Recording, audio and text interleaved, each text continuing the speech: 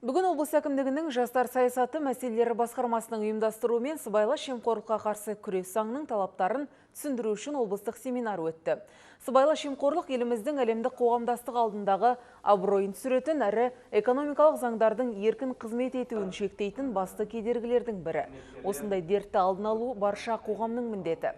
Жиын барысында осылай деген облыстық Нұр Отан партиясының жемқорлыққа қарсы әрекет жөніндегі кеңес мүшелері жастарға бұл кеселдің орасан қауіпті екенін атап өтті. Бұдан бөлек мемлекеттік қызмет істері және сыбайлас жемқорлыққа қарсы іс-қимыл агенттігінің мамандары Қазақстан Республикасының 2015-2025 жылдарға арналған осы қоғам дертіне қарсы стратегиясының басым бағыттарын әңгімелеп берді. Өз кезегінде қоғам өміріне бей-жай қарамайтын жастар да өз пікірлерін білдірді. Қала жастарының арасында жоғарғы және арнаулы орта оқу орындарының жастарының арасында да бұл сыбайлас жемқорлыққа қарсы үлкен шаралар, семинарлар өткізіліп жатыр. Біз Жамбыл облысының жастары бірге отырып, осы қазір қоғамымызда белең алып отырған сыбайлас жемқорлыққа қарсы күресті барынша күшейтуге алдағы уақытта атсалысамыз деген ойдамын.